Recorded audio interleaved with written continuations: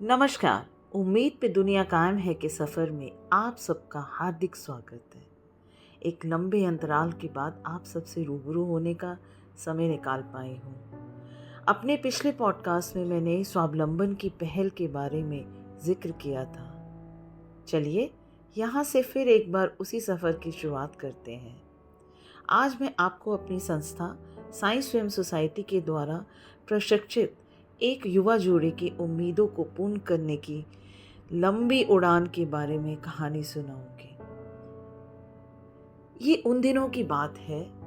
पुष्कर और गौरी साई स्वयं सोसाइटी में अपने आप को सक्षम बनाने के लिए, अपने जीवन की उड़ान को शुरू करने के लिए प्रशिक्षण लेने आए थे, जिसे हम अक्सर कहते हैं स्किल ट्रेनिंग।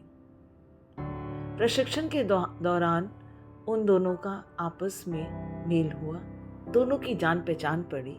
दोनों अलग अलग स्कूलों से आए थे और दोनों को लगने लगा कि हम जो दोनों हैं, हमारे ख्वाब और हमारी मेहनत एक ही रास्ते के लिए बनी है। इन्हीं चीज़ों को सोचते हुए उन्होंने एक दूसरे से दोस्ती की।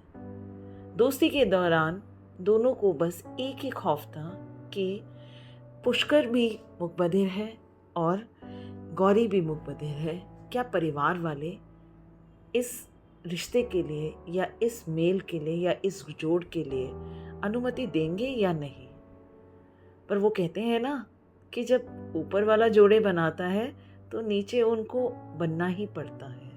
तो इनके लिए भी कुछ ऐसा था। समस्या इस चीज़ की थी कि जो पुष्कर है, पुष्कर के माता पिता भी जो है वो मुकबधिर थे। तो गौरी के माता पिता को कुछ समय के लिए ऐसा लगा कि ऐसा ना हो कि आगे चल के हमारी जो बेटी है, जाहिर सी बात है सभी अपने बच्चों का अच्छा चाहते हैं और सोच जो है वो अनुभव से बनती है। तो उनके मन में कहीं ना कहीं ऐसा एक डर था। पर फिर वही वाली बात कि जोड़े तो ऊपर आसमानों से बन के आते हैं और उन दोनों की शादी हो गई। शादी के दौरान प्रशिक्षित पुष्कर और गौरी शादी से पहले अपने आप को अपने पैरों पे खड़ा कर चुके थे।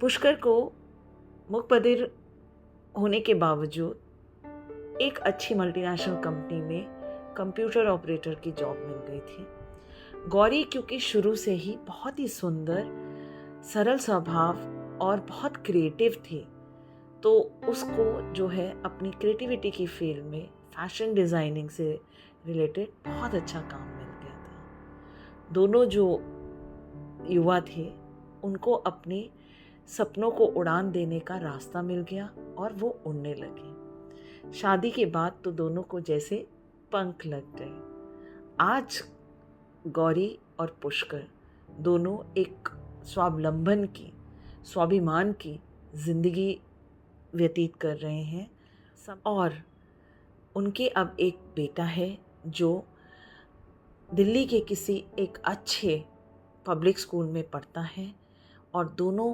अपनी इस उड़ान में खुश है और सक्षम है और स्वावलंबन की से जीवन को व्यतीत कर रहे हैं। होठों के चलने को, आँखों के घूमने को, चेहरे के बदलते भाव को आपने कभी अपनी बात व्यक्त करते देखा है? नमस्कार, मैं मीरा आमंत्रित करती हूँ आप सब लोगों को उम्मीद पे दुनिया कायम है के सफ़र पे, जहाँ इन तीनों अभिव्यक्तियों का प्रयोग सांकेतिक भाषा के साथ करके जीवन को सक्षम बनाए जाने के किस्से और कहानियों का वर्णन होगा।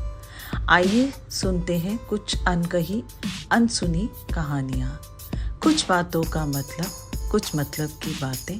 क्या मतलब?